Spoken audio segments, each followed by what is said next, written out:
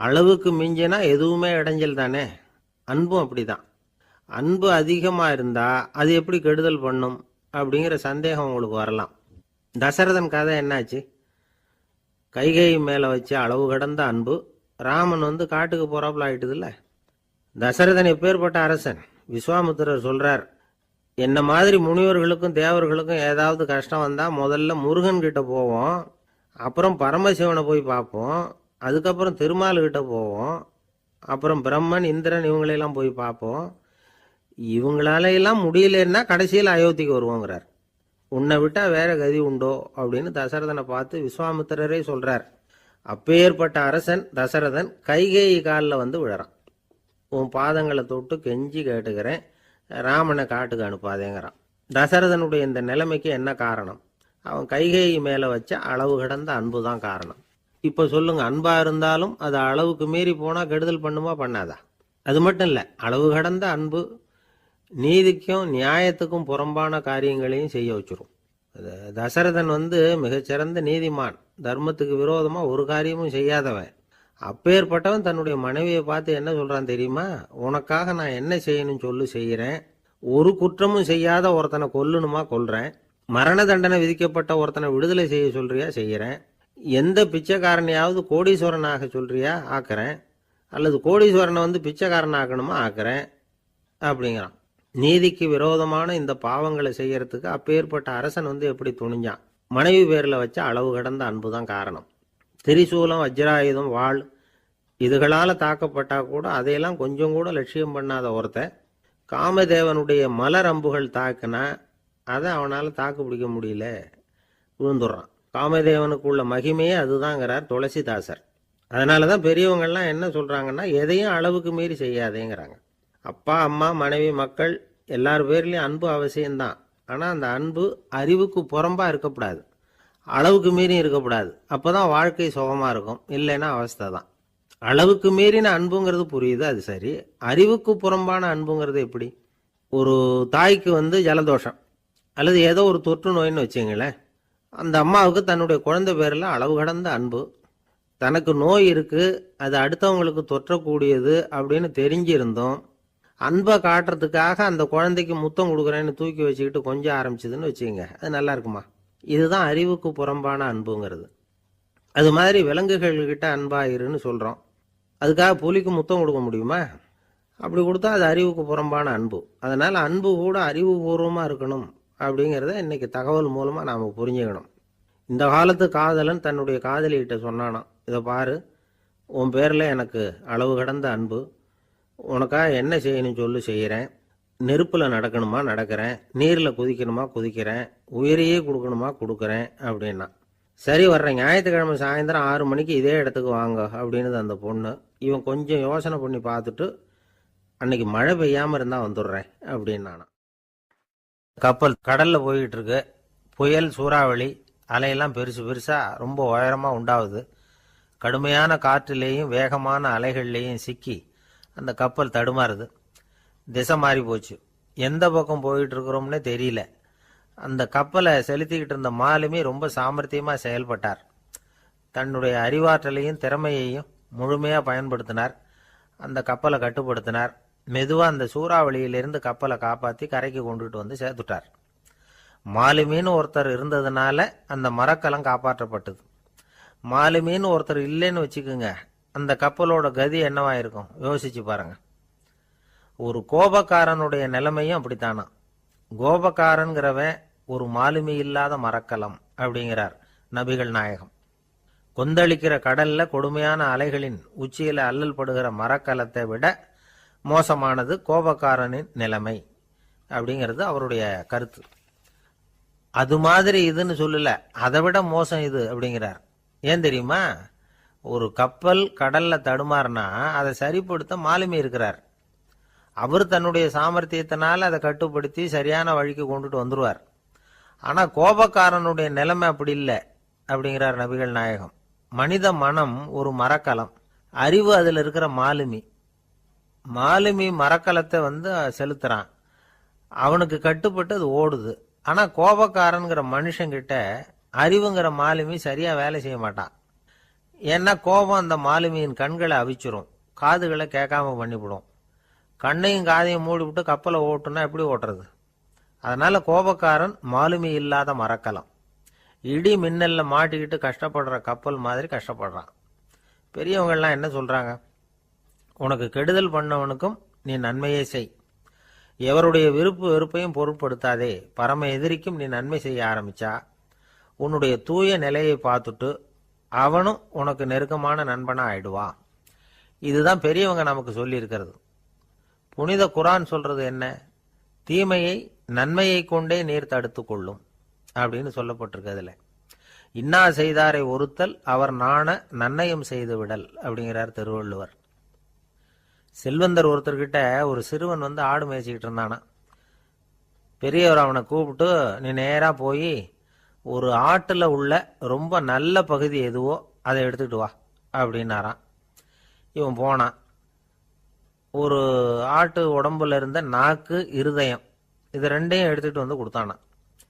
பெரியவர் வாங்கி பார்த்தார். அதுக்கப்புறம் இப்ப நீ போய் இன்னொரு ஆட்டுல இருக்கிற ரொம்ப கெட்ட பகுதி எதுவோ அதை எடுத்துட்டு வா அப்படின்னாரான். இவன் போய் எடுத்துட்டு வந்தான். அவன் கையில் இருந்தது மறுபடியும் அதே மாதிரி நாக்கு, இருதயம், இது ரெண்டும் தான். என்னது இப்பவும் அதையே கொண்டுட்டு வந்திருக்கிற அப்படின்னாரான் பெரியவர். இவன் சொன்னானா, ஒரு உடம்புல உள்ள ரொம்ப நல்ல பொருளும் இதுதான், ரொம்ப கெட்ட பொருளும் இதுதான் அப்படின்னானா. இளம் வயசுல இப்படி பதில் சொன்னவர் தான் பேரறிஞர் லுக்மானுல் ஹக்கீம் அவர்கள். கோபப்படாம இருந்தா இது ரெண்டும் நல்லா வேலை செய்யும், கோபப்பட்டா இது ரெண்டும் மோசமா வேலை செய்யும். அதை புரிஞ்சுக்கிறதுக்காகத்தான் இன்னைக்கு இந்த தகவல். கோபம் வந்துட்டா நாம என்ன செய்யறோங்கிறது நமக்கே தெரியாது. ஒருத்தர் டாக்டர் கிட்ட போனார் அவசரமா. டாக்டர், எனக்கு இப்ப கடுமையான கோப வெறி, எனக்கு கண்ணு மண்ணு ஒன்றும் புரியல, உடனடியாக அதை கட்டுப்படுத்தணும், உடனே இதுக்கு ஏதாவது ஒரு மாத்திரை கொடுங்க ப்ளீஸ் அப்படின்னார். அந்த டாக்டரும் உடனே ஒரு மாத்திரையை கொடுத்து, இதை உடனே போடுங்க, நான் தண்ணி கொண்டுட்டு வரேன்னு உள்ள போனார். தண்ணியோடு திரும்பி வந்தார். இவர் சொன்னார், டாக்டர், நீங்க கொடுத்த மாத்திரை ரொம்ப பெருசா இருந்தது, இருந்தாலும் கஷ்டப்பட்டு முழுங்கிட்டேன்னார். டாக்டர் சந்தேகத்தோட மேசையை பார்க்கிறார். பார்த்தா மாத்திரை அங்கேயே இருக்குது, பேப்பர் வெயிட்ட காணல. ஒரு நாள் காலை நேரம் ஒரு குரு படுக்கையை விட்டு எழுந்திருக்கிறார். உடனே சீடர்களை பார்த்து எல்லாரும் இப்படி வாங்கங்கிறார். எல்லாரும் வர்றாங்க வேகமா. என்னங்க வேணும் உங்களுக்கு அப்படிங்கிற மாதிரி எல்லாரும் குருவை பார்த்தாங்க பயபக்தியோட. குரு அந்த சீடர்களை பார்த்து, இதை பாருங்க, இப்போ நான் ஒரு சிக்கலான விவகாரத்தில் மாட்டிக்கிட்டு இருக்கிறேன், அதை நீங்கள் தீர்த்து வச்சா நல்லதுன்னார். சீடர்களுக்கு ஒன்றும் புரியல. என்ன இது இவர் இப்படி சொல்றாரு? நமக்குள்ள எல்லா விவகாரங்களையும் தீர்த்து வைக்கிறவர் நம்ம குருநாதர், அவருடைய விவகாரத்தை நாம தீர்த்து வைக்கிறதா? ஆச்சரியமா இருக்குதே, குருநாதருக்கே சிக்கலா அப்படின்னு யோசனை பண்ண ஆரம்பிச்சாங்க. இருந்தாலும் ரொம்ப பணிவா கேட்டாங்க, சுவாமி உங்களுக்கே சிக்கலா? இந்த உலகத்து சிக்கல்களுக்கும் சிரமங்களுக்கும் அப்பாற்பட்டவர் அல்லவா தாங்கள், அப்படிப்பட்ட உங்களுக்கு சிக்கல்னா அது எப்படி அப்படின்னாங்க. எனக்கு ஏற்பட்டிருக்கிற சிக்கல் அவ்வளவு பெருசு, ரொம்ப பெரிய விவகாரம் அது அப்படின்னார் குரு. கொஞ்சம் விவரமா சொல்லுங்க அப்படின்னாங்க இவங்க. இப்ப அந்த குரு விவரத்தை சொன்னார். அதாவது நேற்று ராத்திரி நான் ஒரு கனவு கண்டேன். அந்த கனவுல நான் ஒரு பட்டாம்பூச்சியா மாறிட்டேன். அப்படி மாறி ஒவ்வொரு மலரா பறந்து போய் உட்காந்து தேன் சாப்பிட்டேன் அப்படின்னார். சீடர்கள் இதை கேட்டதும் ரொம்ப திகைச்சு போயிட்டாங்க. என்ன இது, இது ஒரு பெரிய பிரச்சனையா? ஒரு சாதாரண கனவு கண்டதுக்காகவா இந்த காலை வேளையில நம்மளையெல்லாம் குருநாதர் இவ்வளவு அவசரமா கூப்பிட்டுருக்கார் அப்படின்னு நினைச்சாங்க. இருந்தாலும் கேட்டாங்க, இதுல என்ன சிக்கல் சுவாமி? கனவுங்கிறது எல்லாருக்கும் வரத்தானே செய்யும் அப்படின்னார் ஒரு சீடர். சீடர்களே, பிரச்சனை அது இல்லை. நான் இன்னைக்கு காலையில கண்ணு முழிச்சு பார்த்தப்போ நான் நானாக மறுபடியும் மாறிட்டேங்கிறத தெரிஞ்சுக்கிட்டேன். இதுல சிக்கல் என்னன்னா, இப்ப அந்த பட்டாம்பூச்சி தான் நானா ஆயிட்டதாக கனவு கண்டுகிட்டு இருக்கா அப்படிங்கிறது தான். ஒரு மனுஷன் பட்டாம்பூச்சி ஆகிறதாக கனவு காண முடியுங்கிறப்போ அந்த பட்டாம்பூச்சியும் மனுஷனா ஆகிறதாக கனவு காண முடியும் இல்லையா? இப்ப எனக்கு யதார்த்த நிலை தெரியணும், எது நிஜம்னு தெரியணும். நேத்து ராத்திரி நான் கண்டது கனவா, அல்லது இது பட்டாம்பூச்சி கண்டுகிட்டு இருக்கிற கனவா? இதுதான் குரு கேட்ட கேள்வி. இதை கேட்டதும் சீடர்கள் ரொம்ப குழம்பி போயிட்டாங்க. சுவாமி, இது வரைக்கும் நாங்கள் தூங்குறப்ப பார்க்கறது கனவுன்னும் மூழ்கிக்கிட்டு இருக்கிறப்ப பார்க்கறது நனவுன்னு நம்பிக்கிட்டு இருக்கிறோம். இப்போ எங்களை ரொம்ப குழப்பிட்டீங்க. இதுக்கு பதில் சொல்ல எங்களுக்கு சக்தி இல்லை அப்படின்னு சொல்லிவிட்டாங்களாம். அதுக்கப்புறம் அந்த குரு சொன்னாராம், நினைவு தான் முக்கியமான அம்சம். முடிவு கட்டம்னா பகலின் நினைவுகளை விட இரவின் கனவுகளே ரொம்ப உண்மை. ஒருத்தன் தூங்க போனால் தூங்கிக்கிட்டே இருந்தால் அவன் காணும் கனவு பொய்ங்கிறத அவன் உணர மாட்டான். ஒவ்வொரு கனவும் காணும் பொழுது அது ரொம்ப உண்மையாக தான் தெரியுது. ஒரு கனவு கூட உண்மை இல்லைன்னு கனவுல தோன்றுவதே இல்லை அப்படின்னார் குரு. அகில வாழ்வு அத்தனையும் சொற்பனம் கண்டாய் அப்படிங்கிறார் தாயுமானவர். ஆகையினால நம்ம கனவுலேருந்து நாம் என்னைக்கு முழிச்சிக்க போகிறோம் அப்படிங்கிறது தான் ஒரு முக்கியமான கேள்வி. ஒருத்தர் வந்தார், காலில் கட்டோடு வந்தார். என்னங்க காலில் கட்டுன்னு? சார், நேற்று ராத்திரி தூக்கத்தில் எங்கள் வீட்டு கூரையில் ஏணியை சாத்தி வச்சு இறங்கினப்போ வழுக்கி விழுந்து காலை உடச்சிக்கிட்டேன்னார். உங்கள் வீட்டில் தான் ஏணியே கிடையாது சார் அப்படின்னு. உண்மைதான் சார், நான் கீழே விழுந்து முழிச்சுக்கிட்டதுக்கு அப்புறம் தானே ஏணி இல்லைங்கிறது எனக்கு ஞாபகம் வந்தது அப்படின்னார். எனக்கு ஒரு உதவி செய்யணும் அப்படின்னு நம்மளை பார்த்து ஒருத்தர் கேட்குறாருன்னு வச்சுங்களேன், உடனே நாம் அவரை பார்த்து என்ன உதவின்னு கேட்போம். இதுதான் சராசரி மனிதர்களின் இயல்பு. ஆனால் ஒருத்தர் எனக்கு ஒரு உதவி செய்யணும் அப்படின்னு கேட்ட உடனே என்ன உதவின்னு கூட கேட்காம சரி செய்கிறேன் அப்படின்னு ஒத்துக்கிறது இருக்கு பாருங்க, அது கொஞ்சம் அபூர்வம். அந்த காலத்தில் ஒருத்தர் இருந்தார். அவர் எப்படி தெரியுமா? உதவி கேட்குறவங்க நல்லவங்களா கெட்டவங்களா அப்படின்னு கூட பார்க்கல, தனக்கு நன்மையா தீமையா அப்படின்னு கூட பார்க்கல, உதவி செய்கிறேன்னு புறப்பட்டுட்டார். அவர் யார் தெரியுமா? அவர் தான் நல சக்கரவர்த்தி. அவர் மாதிரி நாமும் உதவி கேட்குறவங்களுக்கு உடனே உதவி செய்கிறதுக்கு தயாராக இருக்கணும் அப்படின்னு சொன்னார் ஒரு ஆன்மீக பேச்சாளர். நல சரித்திரத்தை அவர் சொல்லிக்கிட்டு இருந்தார். இந்திரன், அக்னி, வருணன், யமன் இவங்க 4 பேரும் நலனை பார்த்து எங்களுக்கு நீ உதவி செய்யணும், எங்களுக்காக நீ தூது போகணும் அப்படின்னு கேட்குறாங்க. யாருக்கிட்ட தூது போகணும், என்ன காரியத்துக்காக போகணும் அப்படின்னு கேட்கணும்ல. நலன் அப்படி கேட்கவே இல்லை, உடனே சரின்னு ஒத்துக்கிறான். அதுக்கப்புறம் அவங்க விவரம் சொல்கிறாங்க, என்ன உதவி, யாருக்கிட்ட தூது போகணும் அப்படிங்கிற விவரத்தை சொல்கிறாங்க. நலனுக்கும் அப்புறம்தான் புரியுது, எந்த தமயந்தியை இவன் காதலிச்சானோ, எந்த தமயந்தின் சுயம்பரத்துக்காக இவன் போய்கிட்டு இருக்கிறானோ அந்த தமயந்தியை பார்த்து தங்களுக்காக அவகிட்ட வாதாடணும், பேசணும், தங்களில் ஒருத்தரை கல்யாணம் பண்ணிக்கும்படியாக கேட்கணும் அப்படின்னு அவங்க 4 பேரும் நலங்கிட்ட கேட்குறாங்க. இதை கேட்டதும் நலன் கொஞ்சம் கூட முகம் சுளிக்கலை, பதட்டப்படலை. நேராக தமயந்தி கிட்ட போகிறான். இந்திரன், அக்னி, வருணன், யமன் இவங்களோட சிறப்புகளை எடுத்து சொல்கிறான். இவங்களில் ஒருத்தரை கல்யாணம் பண்ணிக்கலாம் அப்படின்னு சொல்லி கேட்டுக்கிறான். ஆனால் இதுக்கு தமயந்தி சம்மதிக்கலை. சுயம்வரம் நடக்குது, அவள் நலனை தேர்ந்தெடுக்கிறா. அந்த 4 பேரும் நலனுக்கு நிறைய வரங்கள்லாம் கொடுக்குறாங்க. அதுக்கப்புறம் இப்படி போகுது கதை.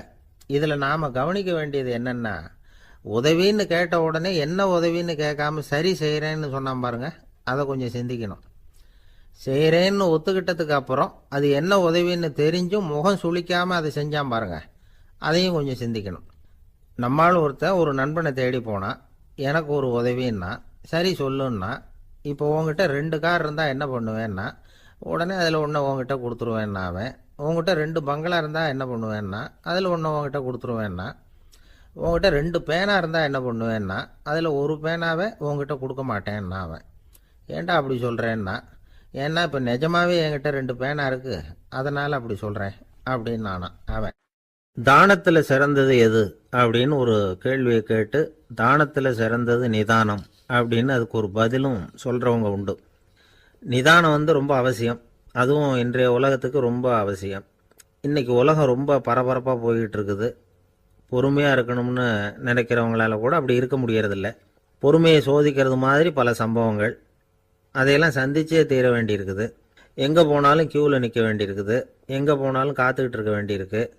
ஆஃபீஸ்லேயோ வீட்லேயோ கூட நீங்கள் நிதானமாக பொறுமையாக நடந்துக்க தெரியலன்னா உங்களுக்கு சிடுமூஞ்சி, முசுடு இப்படிலாம் பேர் வச்சுருவாங்க. அது உங்களுக்கு தேவையா? சரி, வாழ்க்கையில் பொறுமைசாலின்னு பேர் வாங்கிறதுக்கு என்ன வழி? முதல் பாயிண்ட், நீங்கள் நினைக்கிறது, எதிர்பார்க்கறது, செய்யறது எல்லாமே 100% கரெக்டாக நடக்கணும்னு ஆசைப்படக்கூடாது. எதுவாக இருந்தாலும் அதில் ஓரளவுக்கு தவறு நடக்கலாம் அப்படிங்கிறத எதிர்பார்த்தே இருக்கணும். ஓரளவுக்கு அதை அனுமதிக்கணும். ஒரு நண்பரை 6 மணிக்கு ஒரு இடத்துக்கு வர சொல்லியிருக்கிறீங்க, 6 மணிக்கு அவர் வரலை, உடனே பொறுமை இழந்து நடந்துக்கக்கூடாது. ஒரு 10 நிமிஷம் டிலே ஆகலாம். ஒரு வர்ற வழியில் பஸ்ஸு கூட ஏதாவது டிராஃபிக்கில் மாட்டியிருக்கலாம். அதெல்லாம் எதிர்பார்த்தே கொஞ்சம் காத்திருக்கிறதுல ஒன்றும் தப்பு இல்லை. சில சமயம் டிலே ஆகிறது கூட நல்லதாக முடியும்.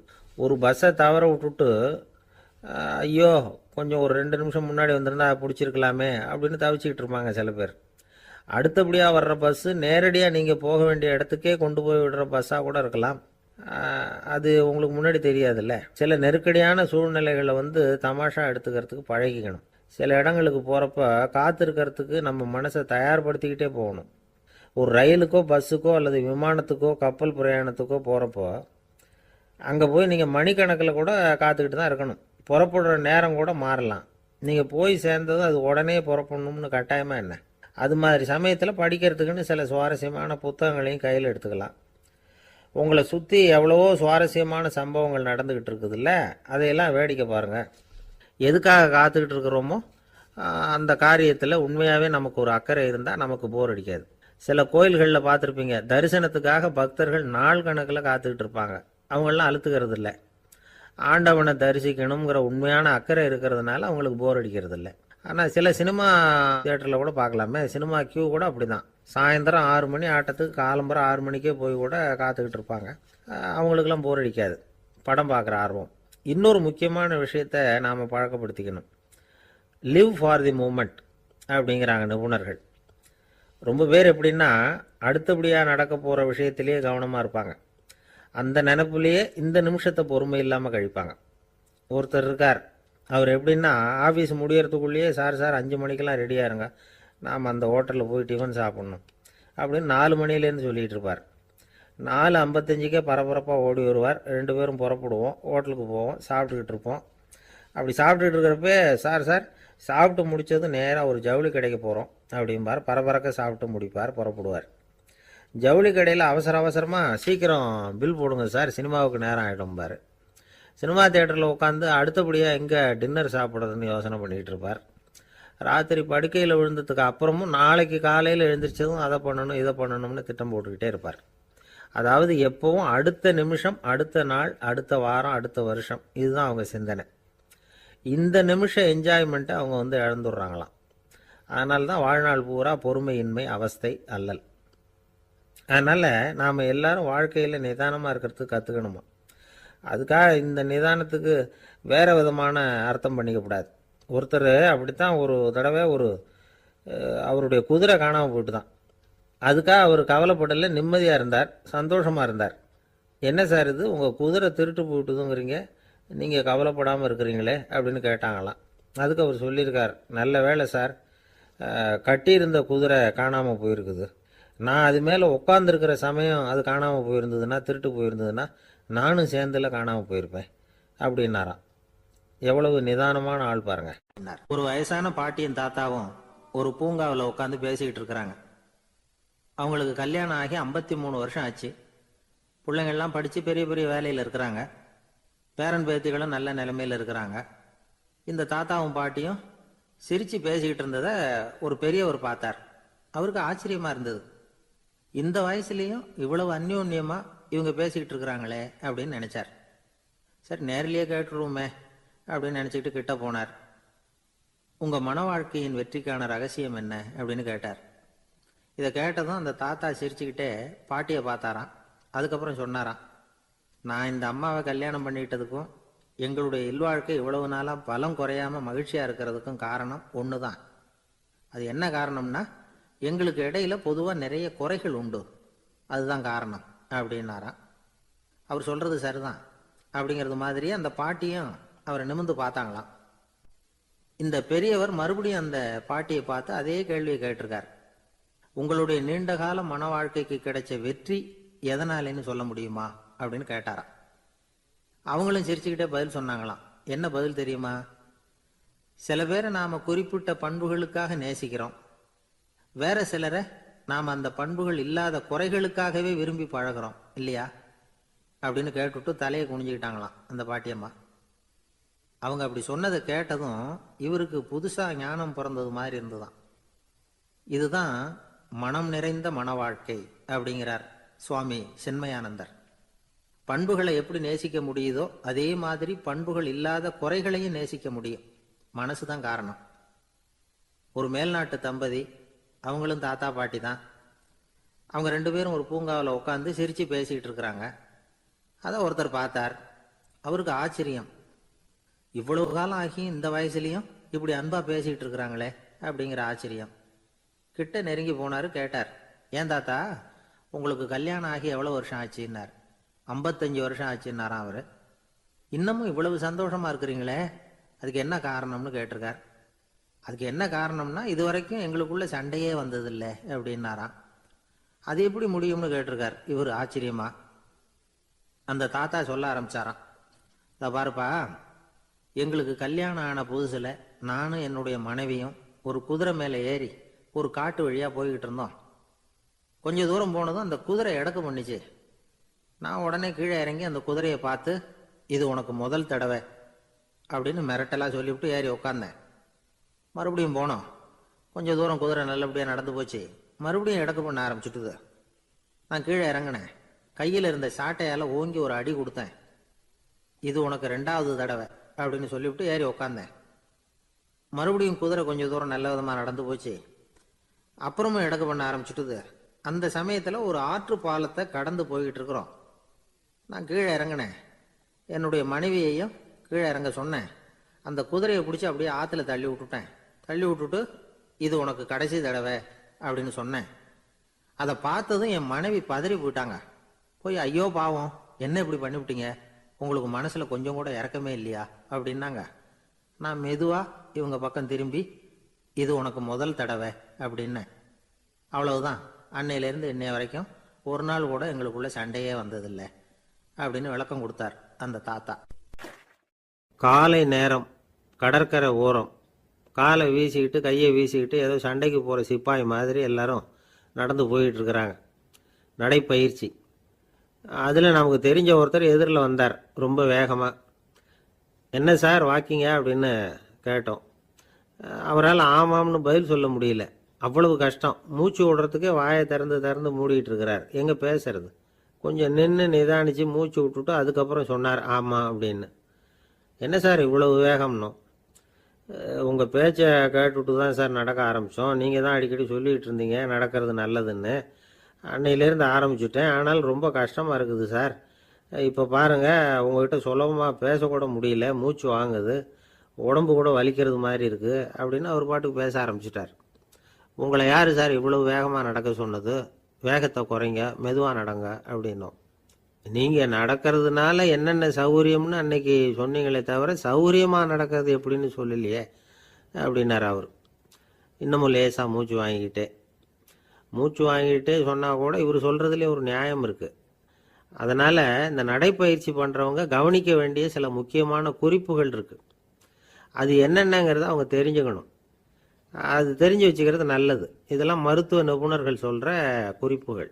அவங்க என்ன சொல்கிறாங்க தெரியுமா? உங்கள் வயசு 40க்கு மேலேயா? உங்கள் எடை இருக்க வேண்டியதை விட 10 கிலோ அதிகமாக இருக்குதா? நீங்கள் புகை பிடிக்கிறவரா? இதய நோய், இரத்த நாள நோய், உயர் இரத்த அழுத்தம் இப்படி ஏதாவது உங்களுக்கு உண்டா? அப்படின்னா நீங்கள் உங்கள் இஷ்டத்துக்கு வரிஞ்சு கட்டிக்கிட்டு நடைப்பயிற்சி பண்ண ஆரம்பிச்சிடாதீங்க. முதல்ல ஒரு மருத்துவ பரிசோதனை பண்ணிக்கோங்க, அதுதான் நல்லது அப்படின்னு அவங்க சொல்கிறாங்க. நடக்கிறப்போ, உடற்பயிற்சி செய்கிறப்போ மார்பு பகுதியில் அல்லது வேறு எங்கேயாவது தொடர்ந்து வலி இருந்ததுன்னா பயிற்சியை நிறுத்திவிட்டு டாக்டரை போய் பார்க்கணும். நடைப்பயிற்சி பண்ணுறப்போ உங்கள் சக்திக்கு தகுந்த மாதிரி மெதுவாக அதிக கஷ்டம் இல்லாமல் முன்னேறலாம். அங்கே என்ன போட்டியாக வைக்கிறாங்க? முந்திக்கிட்டு போய் என்ன பண்ண போகிறோம்? பரிசாக வாங்க போகிறோம். அதனால் நிதானம் அவசியம் அப்படிங்கிறது அவங்க ஆலோசனை. தொந்தரவு கொடுக்காத ஷூ, ட்ரெஸ்ஸு இதுகளை உபயோகப்படுத்துங்க. பாதத்தில் ஆடு தசை இருக்குல்ல, அங்கே ஏதாவது பிரச்சனை இருந்ததுன்னா டாக்டரை பாருங்கள். இந்த பாதத்தில் வலி வரும் அந்த இடத்துல. வெயில் காலமாக இருந்தால் தலைக்கு தொப்பி வச்சுக்கோங்க. பனியில் நடந்தாலும் அப்படி தான். தலையை பத்திரமா பார்த்துக்குங்க. நம்மக்கிட்ட ஏதோ கொஞ்சம் உருப்படியாக தெரியறது அதுதானே. உடற்பயிற்சிக்கு முன்னாடி பின்னாடி பயிற்சி செய்கிறப்போ நிறைய தண்ணி குடிக்கலாமா. முதல் 1 மாசத்துக்கு கொஞ்சம் தளர்த்தியா சாவகாசமா நடக்கலாம். மணிக்கு 3 அல்லது 4 கிலோமீட்டர் வேகம்னு வச்சுங்களேன். அதுக்கப்புறம் வேகத்தை அதிகப்படுத்தலாம். மணிக்கு 6 அல்லது 8 கிலோமீட்டர் அளவுக்கு நடக்கலாம். நல்லா கையை வீசிக்கிட்டு நடக்கணும். மூச்சு விடுற எண்ணிக்கை அதிகரிக்கணும். இது மாதிரி ஒரு 30 நிமிஷம் நடக்கலாம். தனியாக நடந்து போகிறதுக்கு உங்களுக்கு என்னமோ மாதிரி இருக்குதா, கூட யாரையாவது சேர்த்துக்குங்க. ஒரு குரூப்பாக சேர்ந்து போகலாம். நடக்கிறதுங்கிறத ஒரு சந்தோஷமான சமாச்சாரமாக ஆக்கிக்கணும். தினம் இப்படி நடக்க வேண்டி இருக்குதே அப்படின்னு புலம்பிக்கிட்டே போகக்கூடாது. சில பேர் நடக்கிறப்போ கடந்த காலத்தை அசை போட்டுக்கிட்டே போவாங்க. சில பேர் வருங்காலத்தை அசை போட்டுக்கிட்டே போவாங்க. சில பேர் முக்கியமான திட்டம்லாம் இப்படி நடக்கிறப்ப தான் தீர்மானம் பண்ணுவாங்க. நடக்கிறதுனால மன இறுக்கம் குறையுது, பரபரப்பு குறையுது, மன ஆற்றல் பெருகுது, தன்னம்பிக்கை வளருது, முதுமை தள்ளி போகுது, செயல்திறன் அதிகரிக்குது. இதை தவிர உடம்புக்கும் பல விதமான சௌகரியங்கள் ஏற்படுது. அதனால் இதுவரைக்கும் நடக்க ஆரம்பிக்காதவங்க இனிமே இந்த குறிப்புகளை கவனத்தில் வச்சுக்கிட்டு நடக்க ஆரம்பிச்சுடலாம். சார்லஸ் லேம்ப் அப்படின்னு ஆங்கில இலக்கிய மேதை ஒருத்தர், அவர் ஒரு தரம் உடம்பு சரியில்லைன்னு டாக்டர்கிட்ட போனாராம். டாக்டர் அவரை பார்த்துட்டு, நீங்கள் தினமும் காலையில் வெறும் வயத்தில் நடக்கணும் அப்படின்னாராம். வெறும் வயத்தில் நடக்கிறதுக்கு நான் தயார், ஆனால் வயறு கிடைக்கணுமே சார், யார் வயத்து மேலே நடக்கிறது டாக்டர் அப்படின்னு கேட்டாராம் இவர். எனக்கு அதிர்ஷ்டமே இல்லை சார் அப்படின்னார் ஒருத்தர். ஏன் அப்படி சொல்கிறீங்கன்னு கேட்டோம். வியாபாரம் பண்ணலாம்னு ஒரு கடை வச்சேன், வேண்டியப்பட்டவங்க கூட என் கடையில் எதுவும் வாங்க மாட்டேங்கிறான், எல்லாரும் அடுத்த கடைக்கு தான் போகிறான் அப்படின்னு சொல்லி ரொம்ப அழுத்துக்கிட்டார்.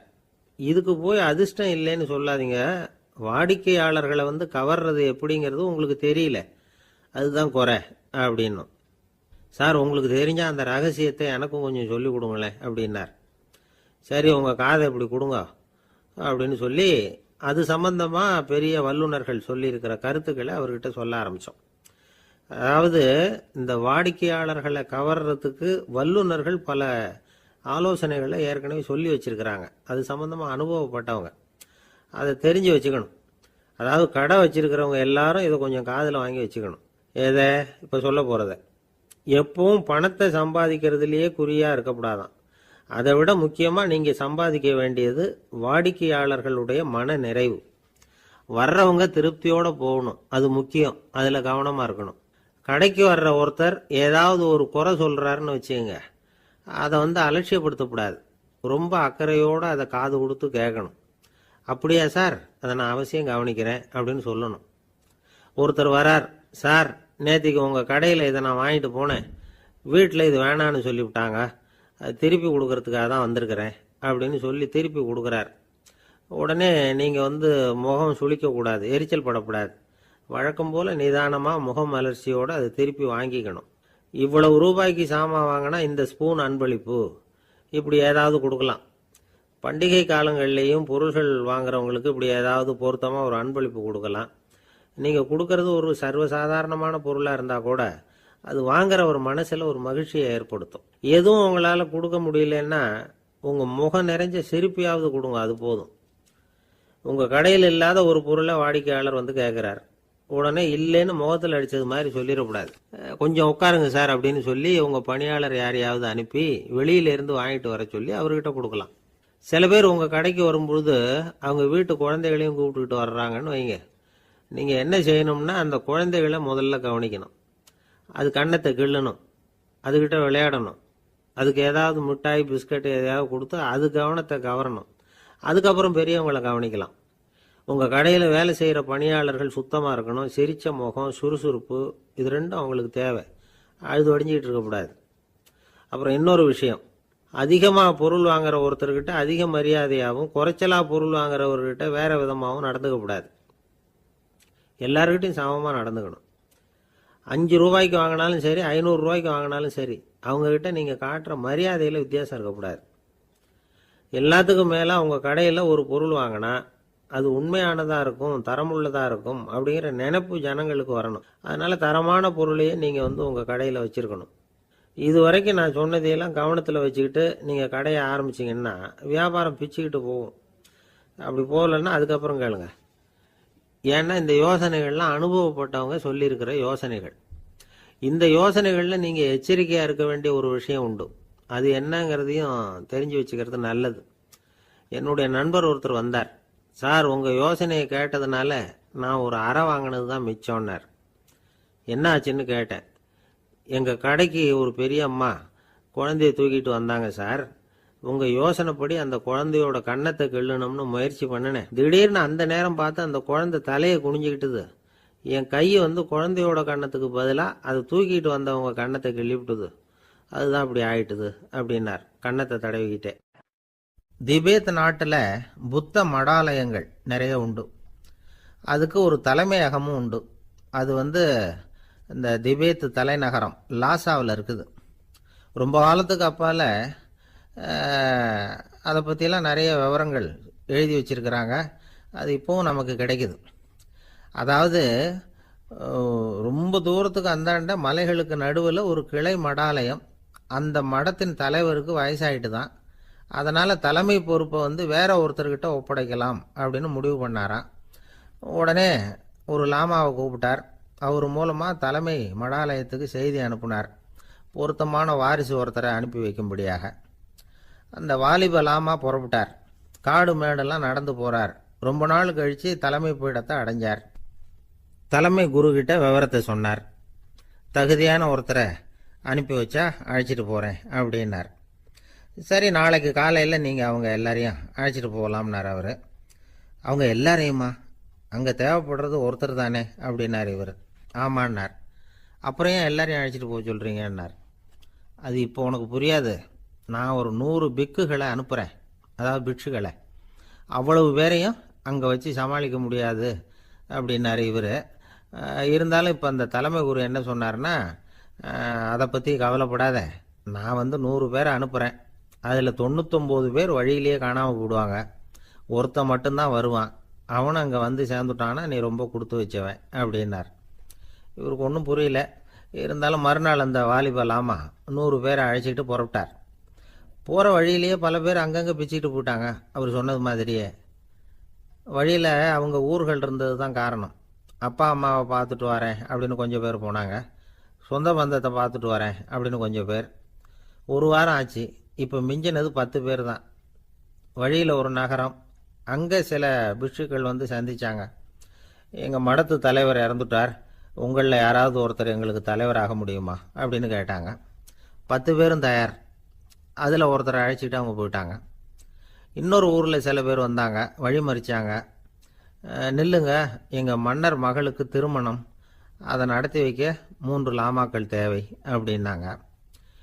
இப்படி கொஞ்சம் கொஞ்சமாக எல்லாரும் காலி. கடைசியில் 2 பேரும் மிஞ்சினாங்க.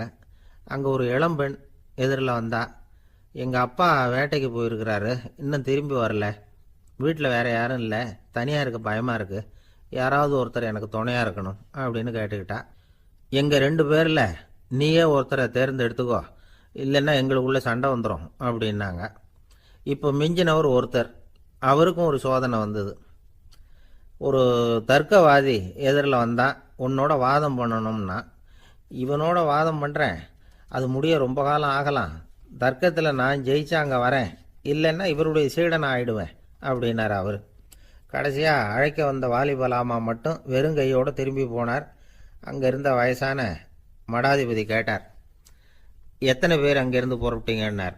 என்னையும் சேர்த்து 101ன்னார் அவர். நல்லது, நீயாவது திரும்பி வந்தியே, அதுதான் எனக்கு போதும். ஏன்னா நீ தான் எனக்கு உண்மையான வாரிசு. அந்த 100 பேரில் யாரும் வரமாட்டாங்க அப்படின்னார் அவர். ஏன்னா அவருக்கு தெரியும் இவர் ஒருத்தர் தான் திரும்பி வருவாருங்கிறது. திபேத்தில் ஒரு பழங்கால பழமொழி உண்டாம், 100 பேர் செல்லலாம், எப்பொழுதாவது ஒருவன் அபூர்வமாக அடைய வேண்டிய இடத்தை அடைவான். இதுதான் அந்த பழமொழி. ஒரு உன்னதமான இலக்கை அடையணும்னா அது அவ்வளவு சுலபமான காரியம் இல்லை. இந்த காலத்து மடாலயம் ஒன்று, அதில் ஒரு தலைவர், அவருக்கு வயசாயிட்டுது, தனக்கு ஒரு வாரிசை நியமிக்கணும் அப்படின்னு ஆசைப்பட்டார். ரொம்ப கஷ்டப்பட்டு ஒருத்தரை பிடிச்சார். தனக்கு வாரிசாக நியமிச்சுட்டு அவர் சமாதி ஆயிட்டார். புதுசாக பொறுப்பேற்றுக்கிட்டவர் அப்படியே உட்காந்துருந்தார். அவரை தேடிட்டு பத்திரிகை நிருபர்கள்லாம் வந்தாங்க, கேட்டாங்க. அவர் உங்கள் பொறுப்பில் அவர் பெரியவர் விட்டுட்டு போன இது எவ்வளவு சுமாராக தேரும், எவ்வளவு விட்டுட்டு போனார் அப்படின்னு கேட்டிருக்கிறாங்க. அது என்ன ஒரு 50 லட்சம் இருக்கும் அப்படின்னாராம். அவ்வளவும் பணமா அப்படின்னு கேட்டிருக்காங்க. இல்லைங்க, கடன் அப்படின்னாராம் இவர். இன்றைக்கு பல பேர் உயில் எழுதி வைக்கிறாங்கல்ல. இந்த உயில்னா என்ன? அதாவது ஒரு நபர் தனக்கு பின்னாடி தன்னுடைய சொத்துக்கள் யாருக்கு போய் சேரணும்னு நினைக்கிறாரோ அந்த நினைப்பை சட்டப்படி உறுதிப்படுத்துறது தான் உயில். சரி, உயிலை யார் எழுதலாம்? 18 வயசு பூர்த்தியான யாரும் உயில் மூலமா சொத்துக்களை விநியோகிக்கலாம். கண் பார்வை இல்லாதவங்க, காது கேளாதவங்க, வாய் பேச முடியாதவங்க, இவங்கெல்லாம் கூட உயில் எழுதி வைக்கலாம். புத்தி சுவாதீனம் இல்லாதவங்க கூட சில சமயம் புத்தி தெளிவா இருந்தா உயில் எழுதலாமா. குடிபோதையில் இருக்கிறவங்க, தாங்கள் என்ன செய்யறோங்கிறது தெளிவா அறிய முடியாதவங்க, நோய் நொடியில் இருக்கிறவங்க, இவங்கெல்லாம் உயில் எழுத முடியாது. ஒருத்தரை நிர்பந்தப்படுத்தி ஏமாத்தி அல்லது சுய நினைவில்லாத ஒருத்தர்கிட்ட எழுதி வாங்கி வைக்கிற உயில் செல்லாது. உயிலை இந்த முறையில தான், இந்த படிவத்துல தான் எழுதணும்னு சட்டத்துல விதி எதுவும் கிடையாது. இதுக்கு முத்திரை கட்டணமும் கிடையாது. உயிலை வெற்று காகிதத்துல எழுதலாம். அச்சடிக்கணும், டைப் அடிக்கணுங்கிற அவசியம் கூட இல்லை. கையாலேயே கூட எழுதலாம். எழுதி இருக்கிறது புரியணும், அவ்வளவுதான். குறைந்தபட்சம் 2 சாட்சிகளை வச்சுக்கிட்டு உயில் எழுதுறவர் அதுல கையெழுத்து போடணும். கையெழுத்து போட தெரியாதுன்னா இடது கை பெருவிரல் ரேகை வைக்கலாம். உயில் சாசனத்துக்கு சாட்சிகள் கையெழுத்து இல்லைன்னாலும் அது செல்லாது. அப்புறம் பிரிவிலேஜ்டு வில் அப்படின்னு இருக்கு. அதுக்கு மட்டும் சாட்சிகள் தேவையில்லை. அது என்னன்னா, இந்த விமானப்படை, கப்பல் படை அல்லது யுத்தத்தில் பணிபுரியும் நபர்கள் அவங்கெல்லாம் இருக்கிறாங்க இல்லையா, அப்படிப்பட்டவங்க எழுதுற உயில் அது. அதுக்கு சில விசேஷ சலுகைகள் உண்டு. ஒருத்தர் முதல்ல ஒரு உயில் எழுதி வைக்கிறார், அதுக்கப்புறம் மனசு மாறி போகுது, அது வேணாம்னு நினைக்கிறார், ரத்து செஞ்சுடலாம். அதுக்கப்புறம் வேற உயிலும் எழுதலாம். உயிரோடு இருக்கிற வரைக்கும் எத்தனை தடவை வேணும்னாலும் உயில் எழுதலாம். கடைசியா எழுதப்பட்ட உயில் சட்டப்படி சரியா இருந்தா அதுதான் அமலுக்கு வரும். சரி, எழுதுற உயில ரகசியமா வச்சிருக்கிறது எப்படி? இது ஒரு கேள்வி. இதுக்கு என்ன செய்யணும்னா, ஒருத்தர் உயில எழுதினதுக்கு அப்புறம் அவர் தானாவோ அல்லது அங்கீகரிக்கப்பட்ட முகவர் மூலமாகவோ, அதாவது ஒரு ஏஜென்ட் மூலமாகவோ, ஒரு கவரில் போட்டு சீல் வச்சு கவர் மேலே தன்னுடைய பெயரை எழுதி அல்லது அந்த ஏஜென்ட் பெயரை எழுதி கவர் மேலே என்ன அடக்கம் செய்யப்பட்டிருக்கு, உள்ள என்ன இருக்கு அப்படிங்கிற விவரம்லாம் எழுதி சார் பதிவாளர்கிட்ட ஒப்படைக்கலாம். இதுக்கு கட்டணம் உண்டு. அதுக்கப்புறம் எப்போ தேவைப்படுதோ அப்போ ஒரு மனு கொடுத்து அந்த கவரை திரும்ப வாங்கிக்கலாம். இப்போ எழுதுகிற உயில இவ்வளவு நாளுக்குள்ள பதிவு செய்யணுங்கிற கால வரையறை உண்டா அப்படின்னு ஒரு கேள்வி வரலாம் இல்லையா? எப்போ வேணும்னாலும் பதிவு செய்யலாம். நம்மால் ஒருத்தர் ஒரு நாள் ரொம்ப அவசரமாக வந்தார். இந்த உயில் எழுதுறது சம்பந்தமா பூரா விவரமா எனக்கு உடனே தெரியணும்னார். நான் உடனே அவரை வக்கீல் ஒருத்தர்கிட்ட அழைச்சிட்டு போனேன். இவர் அவர்கிட்ட எல்லா விவரமும் கேட்டு தெரிஞ்சுக்கிட்டார். ரொம்ப தேங்க்ஸ்ன்னு சொல்லிவிட்டு 2 பேரும் வெளியில வந்தோம். அதுக்கப்புறம் இவர்கிட்ட கேட்டேன், ஆமா இவ்வளவு விவரமா கேட்குறீங்களே, உங்களுக்கு எத்தனை பிள்ளைங்க சார் அப்படின்னு கேட்டேன். 6 பேர் சார் அப்படின்னார். சரி, இருக்கிற சொத்து எவ்வளவுன்னு கேட்டேன். அதை இனிமே தான் சம்பாதிக்க போறேன் அப்படின்னார். ஒரு நண்பர் யாருக்கோ ஃபோன் பண்ணிட்டு இருந்தார். அவர் பேசி முடிச்சதும் நான் அவரை பார்த்து, இப்போ ஃபோன் பண்ணீங்களே அந்த ஃபோன் நம்பர் என்ன அப்படின்னு கேட்டேன். அவர் தலையை சொரிஞ்சுக்கிட்டார், ஞாபகம் வரலன்னார். சரி சார், அதை விடுங்க, உங்கள் மனைவி பேர் என்ன அப்படின்னு கேட்டேன். மாலதின்னார். என்ன சார் இது வேடிக்கை, கொஞ்ச நேரத்துக்கு முன்னாடி பேசின ஃபோன் நம்பர் மறந்து போச்சு, எப்போவோ கல்யாணம் பண்ணிக்கிட்ட மனைவி பேர் மறக்கலை, அதை கரெக்டாக சொல்லிவிட்டீங்களே அப்படின்னு கேட்டேன். அவர் என்ன ஒரு மாதிரியாக பார்த்தார். அவர் அப்படி என்னை பார்த்ததில் ஒன்றும் தப்பு இல்லை, ஏன்னா நாம் எல்லாருமே அப்படித்தானே. ஒரு குறிப்பிட்ட காரியத்துக்காக தொலைபேசியில் ஒருத்தட்ட பேசுகிறோம், அதுக்கப்புறம் அந்த எண் நமக்கு அனாவசியம், அதனால் மறந்துடுறோம். இதுக்கு பேர் தான் தற்காலிக ஞாபகம். ஆனால் மனைவி பேரை மறந்துட முடியுமா? முடியாது. அது அவசியமான ஒன்று. அடிக்கடி அந்த பேரை உபயோகப்படுத்துகிறோம், அதனாலேயும் அது முக்கியங்கிறதுனாலேயும் அதை மறக்கறதில்லை. இதுக்கு பேர் நிரந்தர ஞாபகம். சரி, இந்த தற்காலிக ஞாபகம், நிரந்தர ஞாபகம், இது 2 ஞாபக அளவுகளையும் கட்டுப்படுத்துறது எது அப்படின்னா மூளைக்குள்ள நடக்கிற மின்சார நடவடிக்கைகள் தான். தற்காலிக ஞாபகம் ஒரு மின்னல் மாதிரி தோன்றி மறையுது. நிரந்தர ஞாபகம் ஒரு படிவம் போல மூளையில படிஞ்சுடுது. ஒரு சம்பவத்தின் பல பிரதிகள் மூளையில பல்வேறு பகுதிகளிலேயும் படியறதுனால ஒன்று மறைஞ்சாலும் மறந்தாலும் இன்னொன்று மறையறதில்லை. இப்படிப்பட்ட நிலைமையில தான் தொண்டையில் இருக்கு, வாயில் வரமாட்டேங்குது சார் அப்படிமா. ஒருத்தருக்கு எந்த துறையில் ஆர்வமும் ஈடுபாடும் அதிகமோ அது சம்பந்தமான ஞாபக சக்தி அதிகமாக இருக்கும். தொழிலை விரும்புகிற ஒரு டெலிஃபோன் ஆபரேட்டருக்கு எண்கள்லாம் நல்ல ஞாபகம் இருக்கும். அது மாதிரி கவிஞர்களுக்கு வார்த்தைகள் நல்ல ஞாபகத்தில் இருக்கும். இது ஒரு பக்கம் இருந்தாலும் ஒரு மூளை வந்து எண்களை விட எழுத்துக்களை விட படங்களை ரொம்ப சுலபமாக ஞாபகத்தில் வச்சுக்குது. புரிஞ்சுக்கிற தன்மை, அனுபவம், புத்தி கூர்மை இது கூடி குறையிறத பொறுத்து ஞாபக சக்தியும் ஏறும் இறங்கும். இப்போ உதாரணத்துக்கு ஒரு பையனுக்கு படித்தது எதுவும் ஞாபகத்தில் இல்லைன்னா அவன் அதை சரியாக புரிஞ்சுக்கலன்னு அர்த்தம். இந்த மறதிங்கிறது எந்த சமயத்தில் ஒரு பிரச்சனை ஆகுது தெரியுமா? உங்களுக்கு வேண்டியப்பட்ட ஒருத்தரை ஞாயிற்றுக்கிழமை சாயந்தரம் சரியாக 5 மணிக்கு கடற்கரைக்கு வர சொல்லிவிட்டு அந்த நேரத்தை மறந்துவிட்டா அது பரவாயில்ல, வர சொன்னதையே மறந்துவிட்டாதான் நிலைமை மோசம்னு அர்த்தம். இப்படி இருந்தால் இது வந்து சிகிச்சை எடுத்துக்க வேண்டிய நிலைமைங்கிறத புரிஞ்சுக்கணும். ஆமாம், இதுக்கும் மருந்து இருக்குது. ஆனால் மூளை வந்து குறிப்பிட்ட அளவுக்கு கீழே இயங்குறப்போவோ இன்னொன்று சொல்லுவாங்க, இந்த நியூரோ டிரான்ஸ்மிட்டர் அப்படின்னு சொல்லுவாங்க. அப்படிங்கிற மூளை ரசாயனம் ரொம்பவும் குறைஞ்சி போகிறப்போ மட்டும்தான் உபயோகப்படும். டாக்டர் என்ன சொல்கிறாங்க தெரியுமா? மூளையை பொறுத்த வரைக்கும் அதில் ஞாபக சக்தி அதிகமாக உள்ள மூளை, மறதி உள்ள மூளை அப்படின்னு ஒன்றும் கிடையாது அப்படிங்கிறாங்க. நினைவு வச்சுக்கிறதுக்கு பயிற்சி அளிக்கப்பட்ட மூளை, பயிற்சியற்ற மூளை அப்படின்னு வேணும்னா சொல்லலாம் அப்படின்னு சொல்கிறாங்க. அதனால் நம்ம ஞாபக சக்திங்கிறது நம்மக்கிட்ட இருக்கிற பயிற்சி, முயற்சி இதை பொறுத்து தான் அமையும். ஒருத்தர் ஒரு பென்சிலை எங்கேயோ வச்சுக்கிட்டு தேடிக்கிட்டு இருந்தார். அப்புறம் என்னமோ தீவிரமாக யோசனை பண்ணி அதை ஞாபகப்படுத்தி பார்த்துக்கிட்டு இருந்தாராம். எதிரில் உட்காந்துருந்தவர் சொன்னார், பென்சிலை தானே தேடிட்டு இருக்கீங்க, அது உங்கள் வலது காதில் இருக்குது சார் அப்படின்னாராம் அவர். இதுக்கு அவர் சொல்லியிருக்காரு, பென்சிலை வந்து வலது காதில் தான் வச்சுருக்கேங்கிறது எனக்கு நல்லா ஞாபகம் இருக்குது, ஆனால் எது வலது காதுங்கிறது தான் மறந்து போச்சு அப்படின்னாராம். அவர் அதை தான் யோசிச்சுட்டு இருந்திருக்கிறார். ரொம்ப பேருக்கு கூட்டத்தில் பேசுறதுன்னா பயம். நமக்கு ஒன்றும் தெரியாதுன்னு மற்றவங்க நினச்சிடக்கூடாதுங்கிற எண்ணம் தான் இதுக்கு காரணம். ரொம்ப முக்கியமான ஒரு கூட்டம்னா பயமும் அதிகமாக இருக்கும். முக்கியமானவங்கள்லாம் வருவாங்களே, அவங்கெல்லாம் நம்மளை பற்றி மட்டமாக நினச்சிருவாங்களே அப்படிங்கிற பயம் வந்துடும். ஆனால் மேடை பேச்சுங்கிறது அவ்வளவு கடினமான ஒரு காரியம் இல்லைங்கிறாங்க அது சம்பந்தமான நிபுணர்கள். யாரும் பேச்சாளர் ஆகலாம், இது ஒன்றும் பெரிய கிஃப்ட் கிடையாது அப்படின்னு அவங்க சொல்கிறாங்க. நீங்கள் ஒரு சிறந்த பேச்சாளர் ஆகணுமா அப்படின்னா அதுக்குன்னு சில ஆலோசனைகளை சொல்லி வச்சிருக்கிறாங்க அனுபவசாலிகள். முதல் ஆலோசனை என்னென்னா, உங்கள் பேச்சு வந்து எளிமையாக இருக்கணும். ஏதாவது ஒரு கருத்து அல்லது 2 கருத்து சொன்னால் போதும்.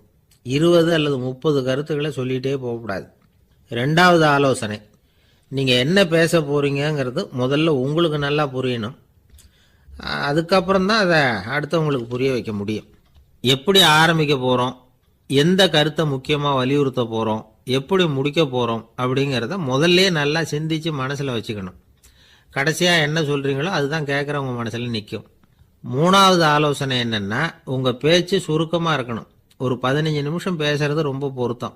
மணிக்கணக்கில் பேசிக்கிட்டு இருக்கிறது நல்லதில்லை. 4வது ஆலோசனை, நீங்கள் பேசுறது உண்மையாக இருக்கணும். உங்களுக்கு உண்மையான அனுபவங்கள் இருக்கும், அதை சொல்லலாம். உங்களுடைய உண்மையான அனுபவங்களை மற்றவங்களோட பகிர்ந்துக்கணும், அதுதான் முக்கியம். 5வது ஆலோசனை, ஆரம்பத்தில் கொஞ்ச நேரம் உங்களை பற்றியும் எதிரில் உள்ளவங்களை பற்றியும் சம்பந்தப்படுத்தி ஏதாவது பேசி ஒரு நெருக்கத்தை ஏற்படுத்திக்கணும்.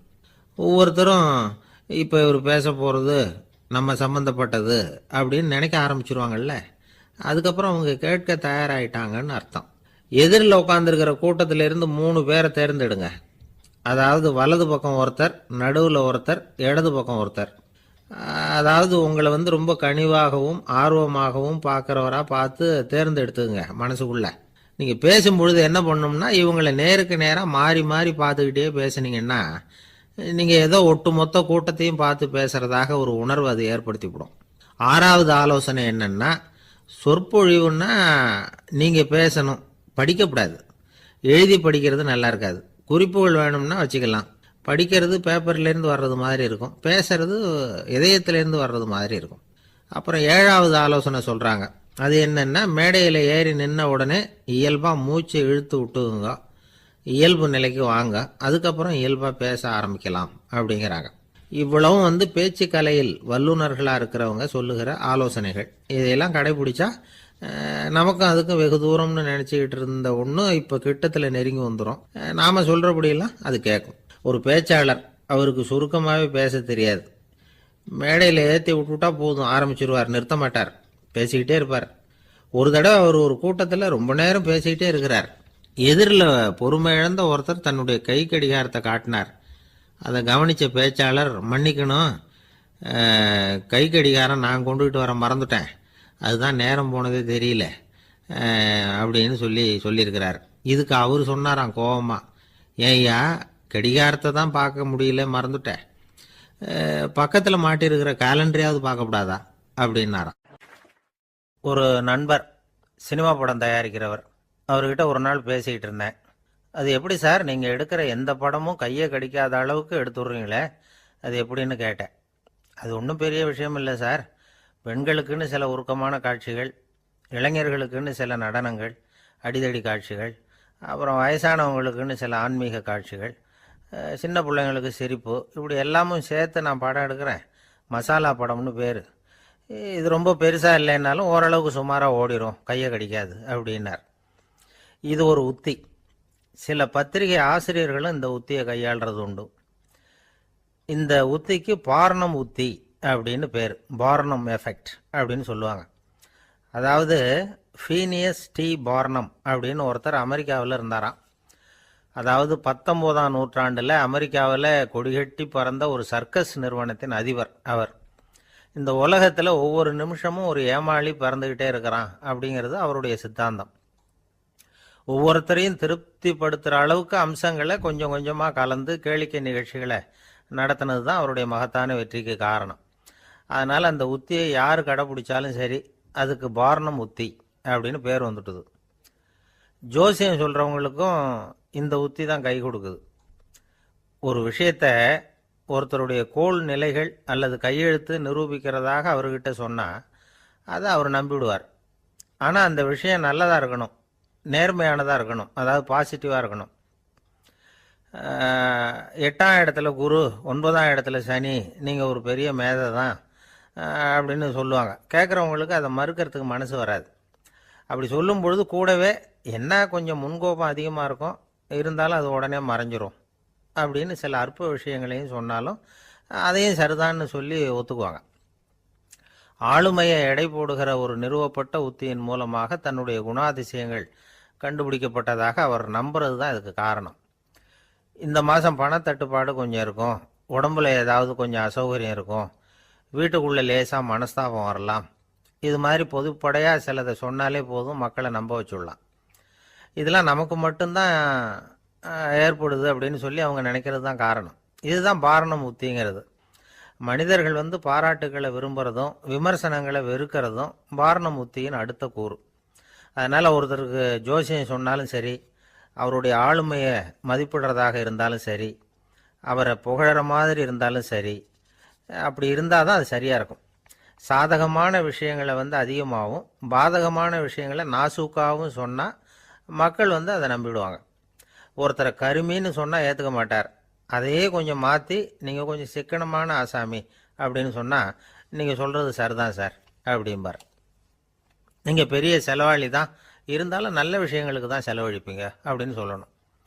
இப்படி இந்த பார்னம் உத்தியை கடைபிடிச்சி இன்னைக்கு வெற்றிகரமாக காலம் தள்ளுறவங்க நிறைய பேர் இருக்கிறாங்க.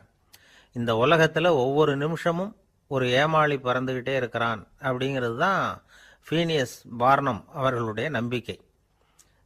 அதை விட அடுத்தவங்களை ஏமாளியாக நினைக்கிற மனுஷர்கள் தான் இன்றைக்கி உலகத்தில் ரொம்ப அதிகம். ஒருத்தர் தன்னுடைய மேல் அதிகாரிகிட்ட போய், ஐயா ஒரு நாள் லீவு வேணும், என் தங்கச்சிக்கு கல்யாணம் அப்படின்னார். அவர் பார்த்தார், ஒரு 10 நிமிஷம் வெளியில் இருங்கன்னார். 10 நிமிஷம் கழித்து கூப்பிட்டார், இதை பாருங்கள், நீங்கள் சொல்கிறது பொய், இப்போ உங்கள் தங்கச்சிக்கு ஃபோன் பண்ணேன், அவங்க தனக்கு 2 வருஷத்துக்கு முன்னாடியே கல்யாணம் ஆகிட்டதாக சொல்கிறாங்க அப்படின்னார். உடனே இவர் சொன்னார், சார் இப்போ நீங்கள் சொல்கிறதும் பொய்யாக தான் இருக்கணும், ஏன்னா நிஜமாக எனக்கு ஒரு தங்கச்சியே கிடையாது அப்படின்னார்.